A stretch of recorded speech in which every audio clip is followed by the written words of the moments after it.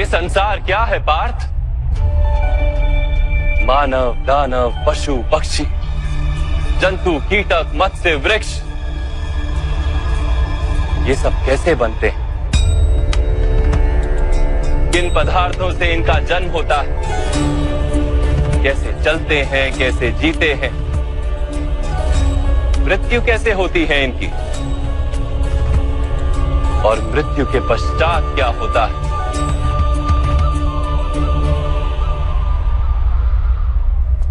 इस रहस्य का विचार करो। मनुष्य की देह मिट्टी से बनी है माधव।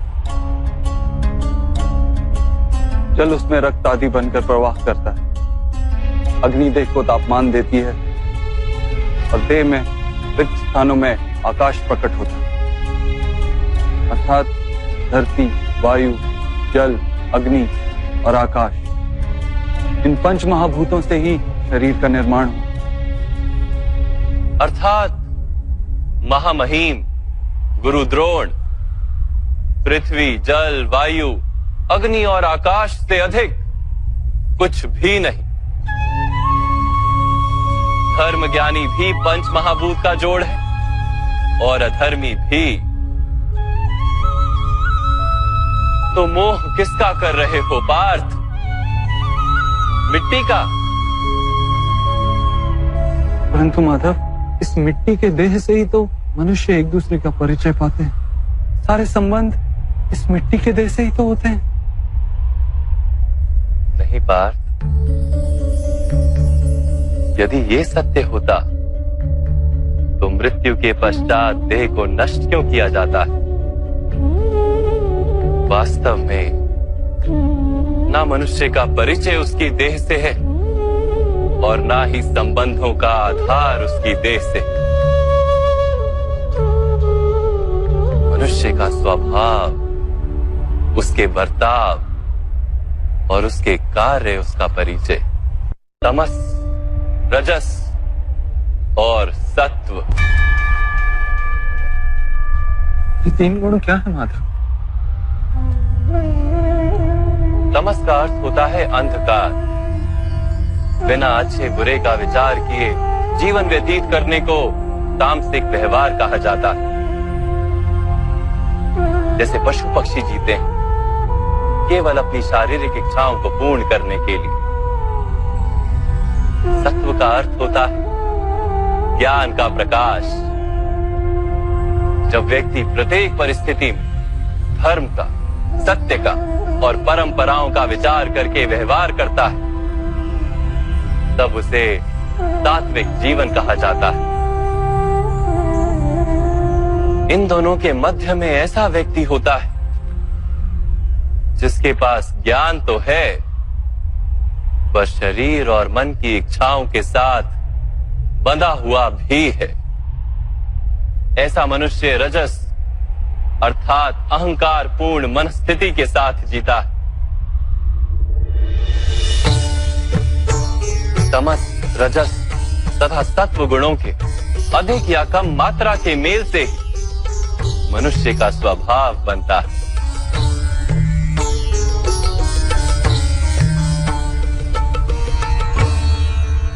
सामने देखो पार्थ,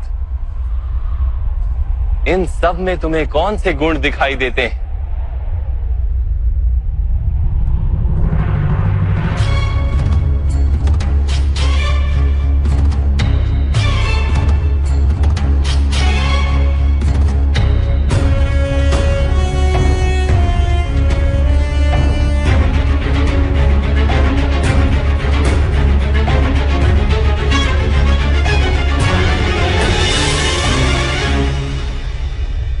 युवराज दुर्योधन धर्म जानते हैं परंतु वहन नहीं करते।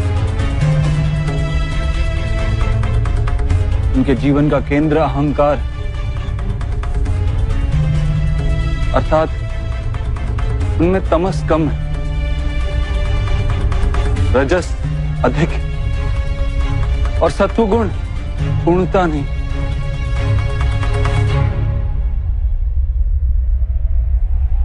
और इस ओर राजकुमार दुशासन। उन्होंने सदैव अपने ज्येष्ठ भ्राता का आदेश माना बिना विचार के, अर्थात इनमें केवल तमस। महामहिम को भी देखो पार्थ, सत्व के साथ तमस का मेल है। अहंकार नहीं, किंतु पुरातन धर्म, पुरानी परंपराओं और प्रण के साथ बंधे, आवश्यकता होने पर भी अपना प्रण नहीं तोड़ सकते।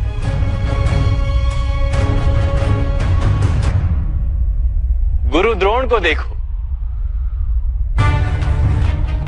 ज्ञान और अहंकार दोनों ही हैं।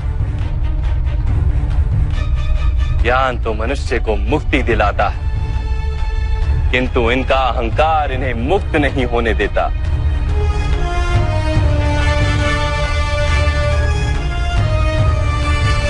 परंतु माधव,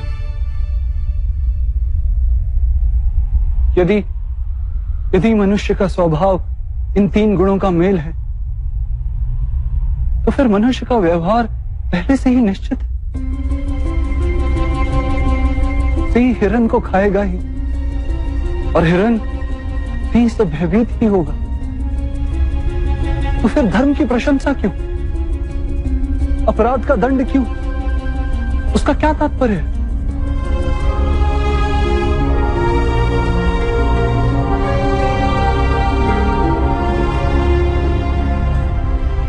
उत्तम प्रश्न है पार्थ, किंतु पहले मनुष्य क्या है ये तो जान लो। मनुष्य केवल 5 महाभूत नहीं, 5 पदार्थ नहीं, 5 ज्ञानेंद्रियां, 5 कर्मेंद्रियां तथा 3 गुण, ऐसी 23 वस्तुओं का मेल भी नहीं।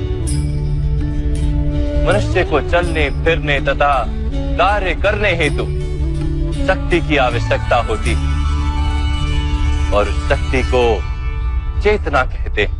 तो क्या माधव, मनुष्य इसकी चेतना है?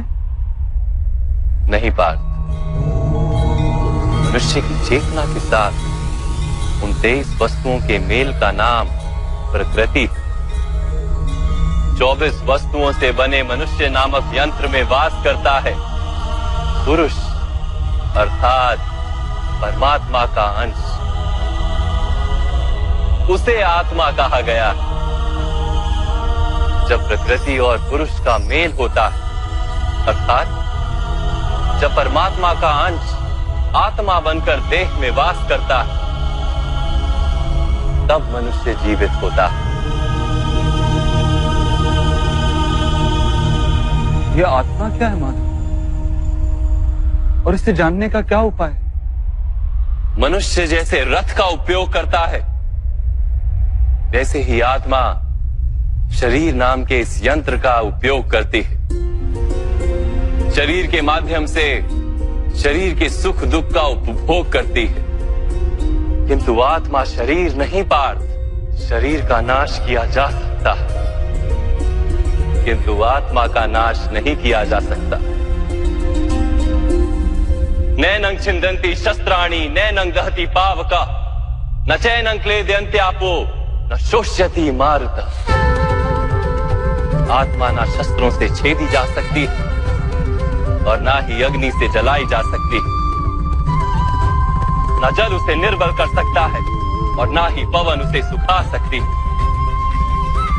आत्मा शरीर में रहते हुए भी अमर। न हन्यते हन्यमाने शरीरे। पार्थ, शरीर की हत्या की जा सकती है, किंतु आत्मा की हत्या नहीं की जा सकती। आत्मा तो सर्वव्यापी है, अचल है, स्थिर है, सनातन है। पुराना वस्त्र त्याग कर जैसे मनुष्य नया वस्त्र धारण करता है, वैसे ही आत्मा पुराना शरीर छोड़कर बार बार नया शरीर धारण करती है। परंतु माधव, मैं तो जगत का अनुभव अपने शरीर के माध्यम से ही करता हूं। स्वयं को देह न जानकर मैं आत्मा कैसे जान सकता हूं? स्वयं को आत्मा के रूप में जानना असंभव भी नहीं पार्थ। अंध भी जीते हैं, गूंगे भी जीते हैं, जिनके पास हाथ पैर नहीं होते वो भी जीते हैं। स्पष्ट कि शरीर मनुष्य नहीं, जिसकी चेतना चली जाती है, जिसे मूर्छा आ जाती है, वो भी जीवित रहता है। इसलिए स्पष्ट है कि मनुष्य का चेतन तत्व वो भी शरीर नहीं। इसी प्रकार जो व्यक्ति अपने भीतर खोज करता है, मैं इंद्रियां नहीं, शरीर नहीं, भावनाएं नहीं, विचार नहीं, ज्ञान भी मैं नहीं, जो ये समझता जाता है वो अंत में स्वयं को आत्मा के रूप में जान ही लेता है।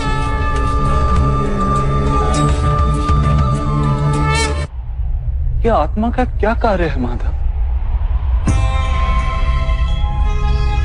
जब पर ब्रह्म के भाग हुए, पुरुष तथा प्रकृति बने, तब पुरुष अर्थात परमात्मा के अंश ने आत्मा बनकर प्रकृति की प्रत्येक वस्तु में वास किया।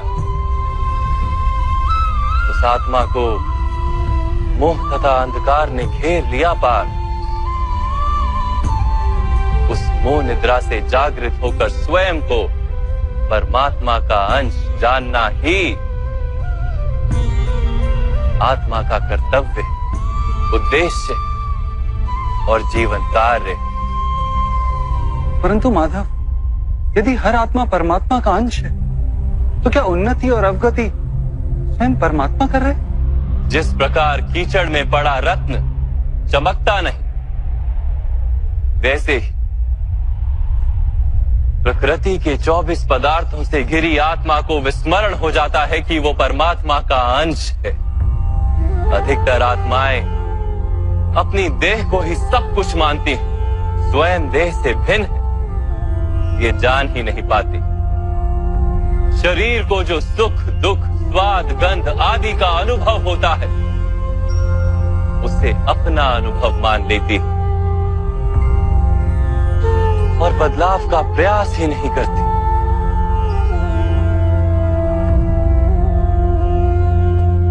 जो आत्माएं बदलाव का प्रयत्न नहीं करती, निरंतर अधर्म करती रहती हैं, उन्हें जागृत करने के लिए दंड देना अनिवार्य है।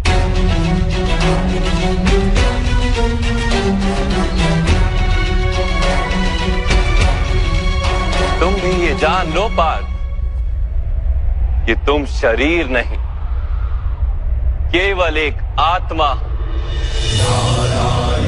इस रणभूमि में दिखाई देने वाला प्रत्येक योद्धा वो नहीं जो तुम उन्हें मानते हो।